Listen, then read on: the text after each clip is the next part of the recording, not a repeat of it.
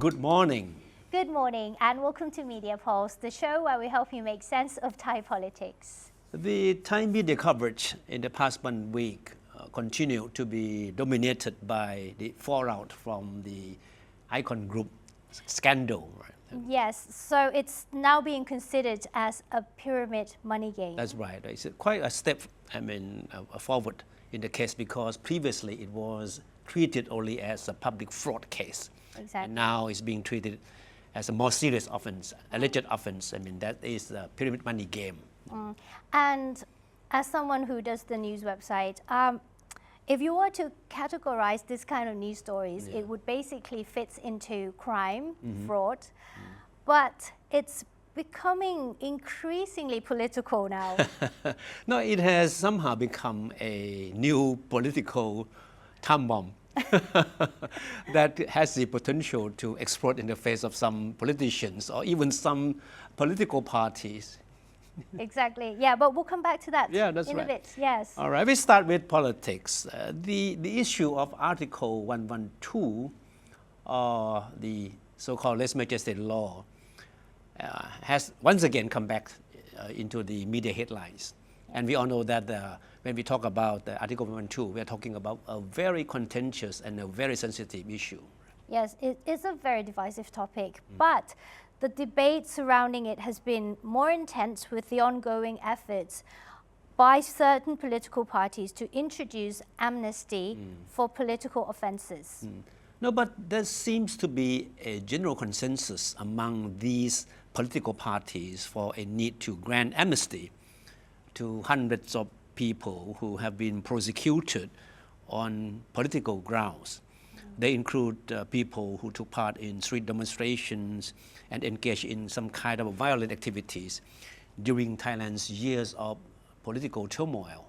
So that includes the yellow shirts, the red shirts. So in short, like people engaging in actions or activities that can be proven to be politically motivated will benefit from the proposed amnesty.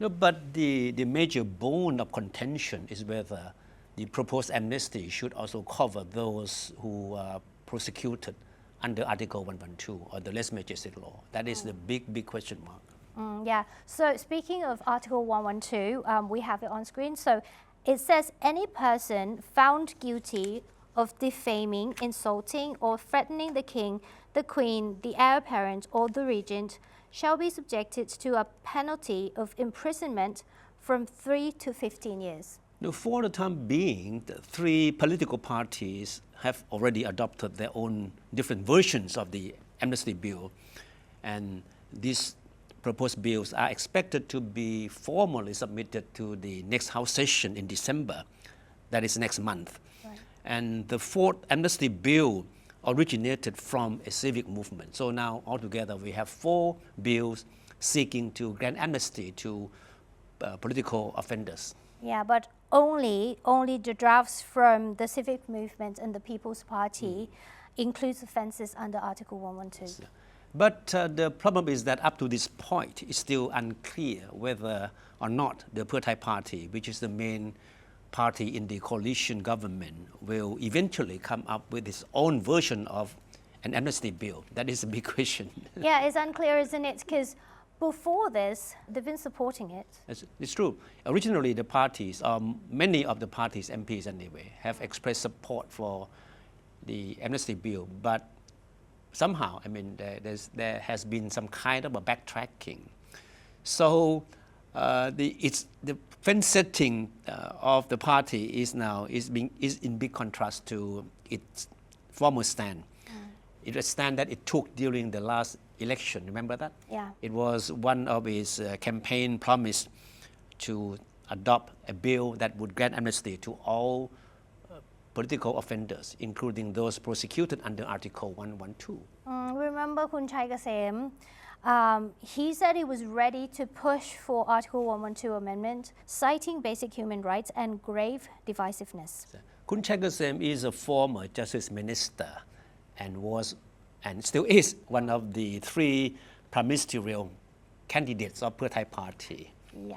And of course, we still remember that at one point, just a few months ago, Kun Chai Kasem was poised to to become the successor to Prime Minister Sethar Thavisin after the latter was ousted by the Constitutional Court, right? But the Thai media believed that Chai Kasem was jettisoned at the last minute as the price he has to pay for his open advocacy for amending Article 112. Right, and the media headlines has been using this word. So the reason that may cause Chai Kasem to lose PM seat, but it says ชวดนั่งนายกชวด is like missing out. So I think this incident certainly is still fresh in the minds of the leaders of the Pheu Thai party. Yeah.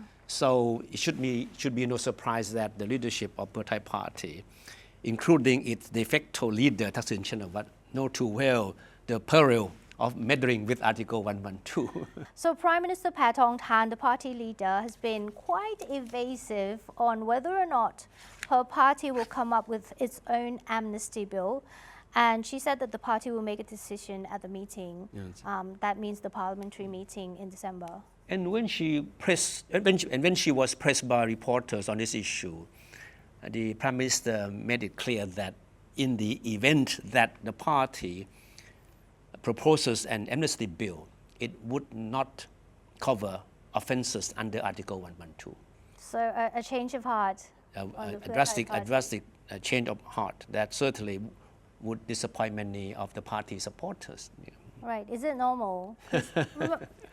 I think it's normal. Like imagine waking up in the morning, you're wearing one thing and that's I'm changing my mind. I'm not wearing that. So is it normal as changing your mind as easy as changing clothes? I don't know. But there was a clearer signal on the same day that Paetongtarn talked about this issue. On that day after the interview that she gave, MPs of the party overwhelmingly agreed that the party should come up with its own version of an amnesty bill to be presented to the House in December. So Pheu Thai's party objection to including offences under Article 112 has pitted it against the People's Party, which is the main opposition party in Thailand, which advocates an amnesty that covers all categories of political offences. Kun Rangsiman Rome, a key leader of the opposition party, said the proposed amnesty bill should provide the Thai society with an opportunity to end the political division that has plagued the country for years. And of course, he insisted that the proposed amnesty should include people who have been prosecuted under Article 112 as well. So this is a very clear stand taken by the People's Party, to which Kun Rangsiman Rome belongs. He even mentions, like in this headline, he said he's disappointed that Phumtham did not act on the opportunity to bring about political reconciliation by pushing for amendment of Article 112. And of course, Kun Rangsiman Rome went on to single out Kun Phumtham Thepchai, the defense minister and a key leader of Pheu Thai party, for backtracking on the issue by not including offenders of Article 112 in the proposed amnesty. He even mentioned Phumtham's history Yeah. because he said Kun Phumtham was actually once among hundreds of students and political activists who benefited from amnesty program introduced by the government under General Prem Tinsulanont in 1980s. Kun Rangsiman Rome was referring to the time when Kun Phumtham was still very much a believer in communism. He was one of the student activists who were went on the streets to demand democracy, but were branded by right-wing extremists as being communists. And Kun Phumtham was one of those student activists. And along with many other students, he fled into the jungle to join the Communist Party of Thailand following the coup and the military crackdown in October 1976. But of course, like most others, Phumtham quickly became disillusioned with communism and then decided to return to the fold by taking advantage of an amnesty program offered by the Prem government at the time in 1980. Yeah, so Rangsiman also said, had he not been granted amnesty then, he would not be standing here today. So he was referring to Phumtham as well. So analysis in the Thai media have noted that Pheu Thai is now under great pressure to keep its campaign promise. So that's to pursue amnesty for political offenders, including those prosecuted for violating lèse majesty. So at this point, it's very clear that the Thepchai party has taken several steps back from the promise it made during the election campaign as far as the issue of Article 112 is concerned. And analyses in the Thai media concur that it is another act of political expediency on the part of the Thepchai party, and is certainly aimed at avoiding confrontation with conservative forces, including coalition political parties that strongly oppose granting amnesty to those prosecuted under Article 112. So I think there was one observation by a leading political commentator that I think really, give us a clear picture as to what is the stand of the Thepchai party on this issue today. He said, out of necessity, Thepchai party is dropping all pretenses that it is a party with progressive agenda. Yeah, hasn't it become a normal thing now in Thai politics with political expediency and? Of course, that has always been the game of the day. Flip-flopping is nothing strange or nothing new in Thai politics. So of course we have to listen to Khun Pattongthan, the Prime Minister, who is the leader of the party, who said that the party will decide on December 12th when the party meets formally to discuss the issue and come up with a decision. The MPs of the party, as we mentioned earlier, agree in a meeting last week that the party should have its own version of an amnesty bill.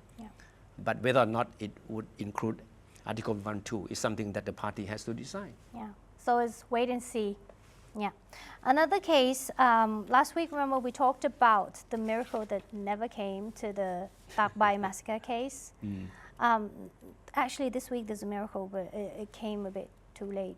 If you want to refer to it as a miracle, which I doubt whether it should be called miracle or not, the word miracle was first used by the Justice Minister, Khun Tivisot Song, right? Yeah. When it was a matter of days before the statute of limitations of the case ran out, he said, hopefully in the next 48 hours somebody would turn up to face the court. But nothing of that sort happened. But the problem is that one of the suspects, there are 14 suspects, or even we call them even defendants because warrants for their arrest had been issued few weeks before the expiry of the statute of limitation, right? But just a day after that happened, the expiry of the statute of limitation, one of the defendants turned up. Yeah, just a day after. A day after that, and he reported to work a day after that, as if he was just returning from another vacation. Yeah, you can imagine the reaction of the families of the 85 victims who died in the incidents. Remember, there was a protest and then people were transported in trucks and then they died of asphyxiation in Deep South. Yeah, and of course you cannot blame the families of this victim. If the case, the Thepchai massacre case was the last straw that quashed whatever faith they still have had in the Thai justice system. So with the case now thrown out of court, it's natural that they would believe that from this point on, there's nowhere where they can seek justice for what happened to their loved ones. And the former defendants go free. And in this case, we're talking about Wisnu Lertsongkhram. So he's an assistant of chief of Thao Then district in the northeastern province of Nakhon Phanom, right? And he reported to work on Monday, and he showed no qualms about the fact that he had been a subject of manhunt for the past few weeks. No, it was like, to the families of the victims of the massacre, it was just an insult added to their injury. There's no question about that. Yeah, and the role. So Wisnu's role in the Thepchai massacre, he was actually the driver of one of the army trucks that were used to transport the protesters, right, in Thepchai district. Okay. These protesters were arrested and herded onto army trucks to be transported for the next 4-5 hours to an army installation to be detained. But along the way, 78 people died of asphyxiation. And so that's exactly what happened. Yeah. And at least people expected after 20 years, somebody should be held accountable for the incident. But as we all know that now all the defendants or the suspects they're not scot-free. Yeah. So the fact that it took almost 20 years before the arrest warrants were issued, because remember, the 14 defendants, suspects, whoever, they fled the country. Some fled the country, some fled into hiding. And it took almost 20 years before the arrest warrants were issued. Coming back to the case of Kun Visanu, the only suspect who eventually turned up, Visanu reportedly submitted a request for leave shortly after a warrant for his arrest was issued a few weeks ago. Listen, I'm going to go into hiding in a few days, so I'm going to submit my leave form. A formal request to flee, right? No, but somehow, his request was denied by his superior after learning that he had been issued with an arrest warrant. But anyhow, Visanu went absent without leave and only reappeared after the statute of limitations of the case had run out. Yeah, so he refused to respond to questions from reporters and only saying that he was one of the army truck drivers on that fateful day. And he hasn't certainly come a long way from being a driver to become an assistant district chief, which is a senior position. Yeah. Legally speaking, Visanu is now a free man, free from all criminal charges. But the question is, can he still be penalized for any disciplinary offenses?